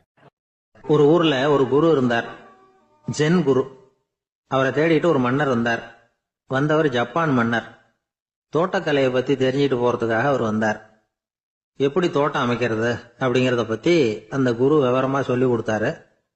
1 நாள் 2 நாள் இல்லை, 3 வருஷம் கற்றுக் கொடுத்தார். அதுக்கப்புறம் சொன்னார், நான் கற்றுக் கொடுத்துட்டேன், இனிமேல் நீங்கள் போகலாம், போய் தோட்டம் அமைக்கலாம், அதுதான் உங்களுக்கு பரிசை. தோட்டம் அமைச்ச பிறகு சொல்லி அனுப்புங்க, நான் பார்க்குறேன், நீங்கள் இங்கே என்னவெல்லாம் கற்றுக்கிட்டீங்களோ அதையெல்லாம் அங்கே செயல்முறையில் செஞ்சு காட்டுங்க அப்படின்னு சொல்லி அனுப்பி வச்சார். மன்னர் போனார். அரண்மனைக்கு பக்கத்திலேயே ஒரு பெரிய தோட்டத்தை உண்டு பண்ணினார். அழகான மரங்களையும் செடிகளையும் உருவாக்குனாரு. கிட்டத்தட்ட 1000 தோட்டக்காரர்களை பயன்படுத்தி 3 வருஷங்கள் முயற்சி பண்ணி அந்த அழகான தோட்டத்தை உருவாக்குனார். குரு கிட்ட இருந்து செய்தி வந்தது, நாளைக்கு வந்து தோட்டத்தை பாக்குறேன் அப்படின்னு. மன்னர் உடனே சுறுசுறுப்பாயிட்டார். முதல் நாளே தோட்டத்தை சுத்தப்படுத்தினார். ராத்திரி பூரா யாரும் தூங்கல. எல்லாருக்கும் தோட்டத்தை ஒழுங்குபடுத்துற வேலை. அது அந்தந்த இடத்துல ஒழுங்கா இருக்குதா அப்படின்னு சரி பார்த்தாங்க. ஒரு தவறும் இல்லாத வகையில அதை ஒழுங்குபடுத்தினாங்க. மறுநாள் குரு வந்தார், தோட்டத்தை பார்த்தார். அவருக்கு கோபம் வந்துட்டுது. மன்னருக்கு ஆச்சரியம், எப்பவும் சிரிச்சுக்கிட்டே இருக்கிறவர் இப்ப எப்படி இருக்கிறாரே அப்படின்னு. மெதுவா குரு கிட்ட போய் எல்லாம் சரியா தானே இருக்குது அப்படின்னார். எல்லாம் சரிதான், ஆனாலும் எங்கே அந்த பொன்னிற காற்று அப்படின்னார். உதிர்ந்த இலைகள், பொன் மஞ்சள் நிற இலைகள் காற்றில் அப்படி புரண்டு ஓடுவதை நான் பார்க்க முடியவில்லையே அப்படின்னாராம். அது இல்லாம இந்த தோட்டம் உயிரோட்டம் உள்ளதா இருக்காது. இதுல பாடல் இல்லை, ஆடல் இல்லை, அதெல்லாம் இல்லாம இந்த தோட்டம் ரொம்பவும் செயற்கையா தெரியுதுன்னாராம். மன்னர் இப்பதான் யோசனை பண்ணார். கீழே கிடந்த காஞ்சி போன இலைகள் மட்டும் இல்ல, மரத்துல இருந்த காஞ்சி போன இலைகளையும் அப்புறப்படுத்தி சுத்தமா வச்சிருக்கிறார். இறப்பும் வாழ்க்கையினுடைய ஒரு பகுதி தான். மரணம்ங்கிறது வாழ்க்கைக்கு எதிரானது அல்ல, அதை நிரப்பும் ஒரு பகுதி தான் அது. மரணம் இல்லையில் வாழ்க்கையே இல்லை அப்படிங்கிறது பெரியவங்க கருத்து. இப்ப அந்த தோட்டம் அழகாதான் இருக்குது, இருந்தாலும் அது ஒரு ஓவியம் மாதிரி உயிர் இல்லாமல் இருக்கு. குரு ஒரு வாளியை கையில எடுத்துக்கிட்டார். தோட்டத்தை விட்டு வெளியில போனார். ஏற்கனவே வீசி எறிந்த அந்த சருகுகளை எல்லாம் அள்ளி கொண்டுட்டு வந்தார். உள்ள எல்லா இடங்கள்லயும் அதை வீசினார். உடனே காத்து அந்த காய்ந்த சருகுகளையும் பழுத்த இலைகளையும் அசைக்க ஆரம்பிச்சுட்டுது. இப்போ அங்க சலசல சத்தம், சங்கீதம், இலைகளின் நடனம். ஓவியம் மாதிரி இருந்த அந்த தோட்டத்துக்கு இப்ப உயிர் வந்துட்டுது. இதுதான் அந்த பொன்னான காற்று அப்படின்னாராம் குரு. மன்னருக்கு புரிஞ்சுது. மிகப்பெரிய ஜென் கேள்வி ஒன்று உண்டு. உம்மான் அப்படிங்கிற ஒரு பெரிய குருவை பார்த்து துறவி ஒருத்தர் கேட்டாராம், இலைகள் எல்லாம் கீழே விழுந்து மரங்கள் மொட்டையாக இருக்கும் பொழுது என்ன நடக்கும்? இதுதான் கேள்வி. இதுக்கு உம்மான் சொன்ன பதில் பொன்னான காற்று, தி கோல்டன் விண்ட் அப்படின்னாராம். இதுக்கு என்ன விளக்கம்னா, உன்னுடைய எண்ணங்கள் எல்லாம் உன்னுடைய மனசிலிருந்து கீழே விழுந்து உனது உள்ளுணர்வானது மொட்டையாக நிற்கும் நிலைதான் அது. உனது வேர்களின் அருகில் காற்று வீசுகிறது. எல்லா எண்ணங்களும் உன்னிலிருந்து வெகு தூரத்துக்கு புரண்டு கொண்டே சென்று விடுகிறது. நீ அவற்றை கடந்து விட்டால் நீ அவைகளுக்கெல்லாம் மேலெழுந்து கீழே பார்ப்பவனைப் போல நிற்க ஆரம்பித்து விடுவாய். அதுதான் தியானம் என்பது அப்படின்னு சொல்றாங்க. தியானம்ங்கிறது எண்ணத்துக்கு எதிரானது இல்ல. தியானம்ங்கிறது எண்ணங்களை கடந்து செல்வதுதான். அதுக்கப்புறம் நாம பொன்னிற காற்றுல ஆட ஆரம்பிச்சிருவோம். இதுதான் பெரியவர்கள் சொல்றது. என்கிட்ட ஒருத்தர் தோட்டம் அமைக்கணும்னு யோசனை கேட்டு வந்தார். எல்லாம் சொல்லி கொடுத்தேன். செடிகள்லாம் செழிப்பா வளரணும்னா வேர் காயாம பாத்துக்குங்க, தினமும் தண்ணி விடுங்க அப்படின்னு சொல்லி அனுப்பி வச்சேன். 1 மாசம் கழிச்சு ஒரு தோட்டத்தை பாக்குறதுக்காக போனேன். போய் பார்த்தா எல்லா செடியும் வாடி கிடக்குது. என்னங்க இப்படி பண்ணிவிட்டீங்கன்னு. நீங்க சொன்னபடிதான் செஞ்சேன்னார். என்ன செஞ்சீங்கன்னு கேட்டேன். வேறு காயாம பாத்துக்க சொன்னீங்க, தினமும் ஒரு தடவை எல்லா செடியையும் ஒவ்வொன்னா புடுங்கி பார்த்து வேறு காயாம இருக்கா அப்படின்னு பார்த்துட்டு அதுக்கப்புறம் தண்ணி பாய்ச்சனே, அவ்வளவுதானா. காஞ்சிபுரத்துல பல்லவ ராஜா ஒரு கோவில் கட்டினார், கைலாசநாதர் கோவில். அதுக்கு கும்பாபிஷேகம் பண்றதுக்கு ஒரு நாள் குறிப்பிட்டு அதுக்கு வேண்டிய ஏற்பாடுகள்லாம் பண்ணினார். முதல் காரியமா கடவுளை வேண்டிக்கிட்டார், நீங்க இந்த கும்பாபிஷேகத்துக்கு நேர்ல கலந்துக்கணும்னார். கடவுள் அந்த ராஜா கனவுல வந்தார். நீ கும்பாபிஷேகம் வச்சிருக்கிற அதே நாள்ல அதே நேரத்துல எனக்கு இன்னொரு ஊர்ல ஒரு கும்பாபிஷேகம் இருக்குது, அதுக்கு போக வேண்டியிருக்கு. அதாவது திருநின்ற ஊர்ல என்னுடைய பக்தர் ஒருத்தர், அவரும் ஒரு கோயில் கட்டி கும்பாபிஷேகம் செய்யறார். நான் அதுக்கு போக வேண்டியிருக்கு, அதனால உன்னுடைய தேதியை நீ மாத்தி வச்சுக்கோ அப்படின்னார். கடவுள் தான் எங்கேயும் இருக்கிறவராச்சே, அவர் நினைச்சா 2 இடத்துலயும் இருந்து கோயில் கும்பாபிஷேகத்தை நடத்த முடியாதா? ஏன் அப்படி செய்யல? அது ஒரு முக்கியமான காரணத்துக்காகத்தான். திருநின்ற ஊர்ல இருந்த பூசலாருங்கிற அந்த அடியாரின் பெருமையை இந்த உலகத்துக்கு எடுத்து காட்டணுங்கிறதுக்காகத்தான் கடவுள் அந்த ராஜா கிட்ட அப்படி சொன்னார். சரி, அந்த அடியார் அப்படி என்னதான் பெருசா கோயில் கட்டி விட்டார்? ராஜா கட்டின கோயிலை விட பெருசா? அவர் கட்டினது கருங்கல்லாலேயோ மண்ணாலேயோ மரத்தாலேயோ இல்ல. அவர் கட்டின கோயில் வேற மாதிரி. அது மனசால கட்டின கோயில், மனசுக்குள்ள இருக்கிற கோவில், மனக்கோவில். அந்த அடியார் தன்னோட மனசுக்குள்ள மாசக்கணக்கா ஒவ்வொரு கல்லா சேர்த்து கட்டின கோவில். இந்த விஷயம் ராஜாவுக்கு தெரியாது. அவர் என்ன நினைச்சுட்டாரு, அது நாம கட்டின கற்கோயிலை விட ரொம்ப பெருசா இருக்கும் போல இருக்கு அப்படின்னு நினைச்சுட்டாரு. சரி, அப்பேற்பட்ட அந்த கோயிலை வந்து தரிசனம் பண்ணிவிட்டு வருவோம் அப்படின்னு நினைச்சு ராஜா திருநின்ற ஊருக்கு போறார். அங்க போய் பார்த்தா கோயிலையும் காணும், ஒன்னையும் காணும். கடைசியில பூசலார் கட்டின மணக்கோவில் தான் அதுங்கிறத அவர் புரிஞ்சுக்கிறார். உடனே அந்த அடியாரின் காலில் விழுந்து வணங்குறார். அவரோ, இது மனசால முயன்ற கோவில், இதுக்கு இத்தனை பெருமையா அப்படின்னு ஆச்சரியப்படுறார். இதுல ஆச்சரியப்படுறதுக்கு ஒண்ணும் இல்ல. ஆண்டவன் விரும்புறது அகபக்தியையே தவிர புற தோற்றங்களே அல்ல. இதை நாம புரிஞ்சுக்கிட்டோம்னா நமக்குள்ள எந்த வேறுபாடுகளும் வர்றதுக்கு வழியே இல்லை. இன்னொரு ராஜா இருந்தார். அவரு ஆண்டவனுக்கு படைக்கிறதுக்காக ஒரு தார் நல்ல செவ்வாழை பழமா எடுத்துக்கிட்டு போகணும்னு நினைச்சார். அதனால முத நாளே அதை வாங்கிட்டு வர சொன்னார் வேலைக்காரங்கிட்ட. வேலைக்காரன் போனான். கடைத்தெருவில் ஒரு தார் பழம் வாங்கினான். வர்ற வழியில அவன் குடிசை.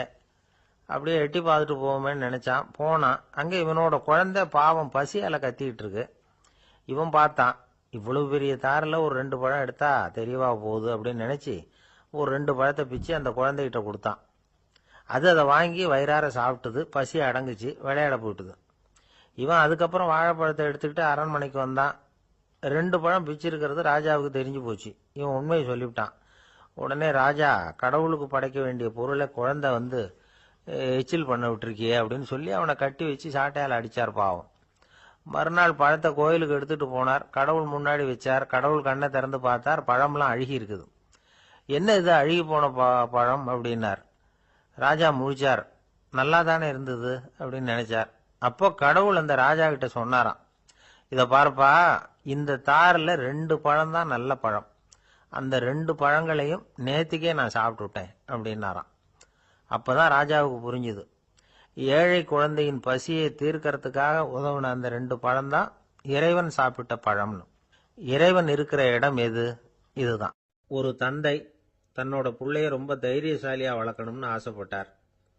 அதுக்காக அவனை கூப்பிட்டு உட்கார வச்சு இப்படி உபதேசம் பண்ணார். இதை பாருப்பா, நான் உன்னாட்டம் இருக்கிறப்போலாம் எதுக்கும் பயப்பட மாட்டேன். ரொம்ப துணிச்சலா இருப்பேன். ஒரு நாள் ஒரு அப்பாவி எலிய ஒரு பூனை துரத்திட்டு ஓடிச்சு. நான் உடனே என்ன செஞ்சேன் தெரியுமா? அந்த பூனையை பிடிச்சேன். அது வாலில் ஒரு பட்டாசு சரத்தை கட்டினேன். கொளுத்தி விட்டேன். படபடன்னு வெடிக்க ஆரம்பிச்சுட்டுது. அது துள்ளிக்கிட்டு அங்கேயும் இங்கேயும் ஓடி இருக்கு பாரு ஓட்டம், ரொம்ப தமாஷு அப்படின்னார் அப்பா. இப்படி சொல்லிவிட்டு பையனை பார்த்து, இதை கேட்கறதுக்கு உனக்கும் துணிச்சல் வருதா? நான் என்னுடைய செயலை நீ கேட்குறப்போ உனக்கு துணிச்சல் வருதா அப்படின்னு கேட்டார். வருதுன்னா பையன். எப்படின்னா அப்படிங்கிற விவரத்தையும் சொன்னான் அவன். அதாவது, எலிய விரட்டினத்துக்காக பூனை வாலில் பட்டாசு கொளுத்துனீங்க நீங்க, பூனையை விரட்டினத்துக்காக உங்க கழுத்துல பட்டாசு சரத்தை மாட்டினா என்னன்னு தோணுது எனக்கு அப்படின்னு நான் பையன். பையனோட துணிச்சல் அப்பாவே நடுங்க வச்சுட்டுது. அது சரி, ஒரு அப்பா பிள்ளைக்கு இப்படியா உபதேசம் பண்றது? எல்லாருக்கிட்டையும் அன்பா பழகிறது எப்படி அப்படின்னு சொல்லி கொடுக்கணும். பிஞ்சு உள்ளங்கள்ல நஞ்ச தூவலாமா? ஒரு நாள் விநாயகர் ஒரு பூனையோட விளையாடிக்கிட்டு இருந்தாராம். அப்படி ஆசையா விளையாடிக்கிட்டு இருந்தப்ப அவரோட கை நகம் தவறுதலா பூனையோட முகத்துல பட்டுட்டுதான். அது ஒரு சின்ன கீறலை உண்டாகி விட்டுது. அப்பா அவர் அதை ஒரு பெருசா நினைக்கல. கொஞ்ச நேரத்துக்கு அப்புறம் விநாயகர் வீட்டுக்கு வந்தார். அவங்க அம்மா பார்வதி தேவியை பார்த்தார். பார்வதி தேவி கன்னத்துல விரலால கீறினது மாதிரி ஒரு அடையாளம் இருந்தது. விநாயகருக்கு அதிர்ச்சி, ஆச்சரியம். நம்ம அம்மா இந்த உலகத்துக்கே தாயார். அப்பேற்பட்ட அவங்க முகத்திலேயே கீறலை உண்டாக்கக்கூடியவங்க யாரா இருக்க முடியும் அப்படின்னு யோசனை பண்ணார். தாயே, உன்னுடைய கன்னத்தில் இந்த வடு எப்படிம்மா ஏற்பட்டதுன்னு கேட்டார். குழந்தாய், இது நீ செஞ்ச காரியம்தான்ப்பா. உன்னுடைய கை நகம் கீறினதுனால ஏற்பட்ட வடு தான் இது அப்படின்னாங்க அவங்க. விநாயகர் திடுக்கிட்டு போட்டார். எப்படிம்மா அது? நான் எந்த காலத்திலையும் உன்னை அப்படி கீறினதாக எனக்கு நினைவு இல்லையே அப்படின்னார். இன்னைக்கு காலையில ஒரு பூனையை கீறினதை நீ மறந்துட்டியா அப்படின்னாங்க அந்த அம்மா. விநாயகர் திகைச்சு போய் நின்னார். பார்வதி தேவி சொன்னாங்க, இதை பார்ப்பா, இந்த உலகத்துல இருக்கக்கூடிய எல்லா உயிர்கள்லையும் நான் இருக்கிறேன். நான் தான் இந்த உலகமா ஆகியிருக்கிறேன். ஆகையினால நீ யாரை துன்புறுத்தினாலும் அது உண்மையிலேயே என்ன துன்புறுத்தினதா தான் வந்து முடியும் அப்படின்னாங்க. விநாயகர் மனசுக்குள்ள ஒரு வெளிச்சம் ஏற்பட்டுதான். அதுக்கப்புறம் அவர் யாரையுமே கல்யாணம் பண்ணிக்காததுக்கு அதுதான் காரணமா. இந்த உலகத்துல எல்லாரையும், இங்க இருக்கிற எல்லாத்தையும் தாயின் வடிவமா அவர் பார்க்க ஆரம்பிச்சிட்டாராம். குருதேவர் ராமகிருஷ்ணர் இந்த கதையை எடுத்து சொல்லியிருக்கிறார். நபிகள் நாயகம் ஒரு தடவை ஒரு நாற்காலியில் உட்காந்து என்னமோ யோசனை பண்ணிட்டு இருந்திருக்கிறார். அப்போ அவரோட உடையில ஒரு கீழ்ப்பகுதி தரையில் படிஞ்சு கிடந்திருக்குது. அங்கே விளையாடிக்கிட்டு இருந்த ஒரு பூனை அது மேலே வந்து படுத்து தூங்கி போச்சு. தொழுகை செய்ய வேண்டிய நேரம் வந்துட்டது. நபிகள் நாயகம் எழுந்திருக்க பார்த்தார். அப்போதான் பூனை தன்னோட உடை மேலே படுத்து தூங்கிட்டு இருக்கிறது கண்ணில் படுது. பூனையோட தூக்கத்தை கலைக்க விரும்பல அவர். தன்னுடைய சகோதரியை கூப்பிட்டார். ஒரு கத்திரிக்கோல் எடுத்துட்டு வர சொன்னார். பூனை படுத்திருந்த உடை பகுதி மட்டும் இருக்குல்ல, அதை மட்டும் அதோட கத்திரிச்சு விட்டுட்டு அதுக்கப்புறம் அவர் எழுந்திரிச்சு தொழுகைக்கு போனாராம். அதாவது பிற உயிர்கள் கிட்ட எப்படி அன்பு காட்டணுங்கிறத பெரியவங்க எவ்வளவோ விதத்துல நமக்கு எடுத்து காட்டியிருக்கிறாங்க. இருந்தாலும் எத்தனை பேர் மனசுல அதெல்லாம் உரைச்சிருக்குது. நாமளும் நம்ம ட்ரெஸ் மேல ஒரு பூனை படுத்திருந்தா ஒரு கத்திரிக்கோலை தான் தேடுவோம், எடுத்துக்கிட்டு வர சொல்லுவோம். துணியை வெட்டுறதுக்கு பதிலாக இல்லை அதோட வாழை வெட்டினா என்ன அப்படின்னு தோணும். ஒரு ஆள் ரொம்ப பிரியமா ஒரு பூனையை ஆற்றுல குளிப்பாட்டிக்கிட்டு இருந்தானா. எப்படி? அந்த பூனையை ஆற்று தண்ணியில் அமுக்கி அமுக்கி குளிப்பாட்டிக்கிட்டு இருக்கிறான். அந்த வழியாக போன பெரியவர் ஒருத்தர் இதை பார்த்தார். இதை பார்ப்பா, பூனையை அது மாதிரி ஆற்று தண்ணியில் அமுக்கி குளிப்பாட்டாத, மூச்சு திணறி செத்து போடும் அப்படின்னு அட்வைஸ் பண்ணார். நீ போய் அவன் வேலையை பார்த்துக்கிட்டு, எனக்கு எல்லாம் தெரியும்னா இவன். சரி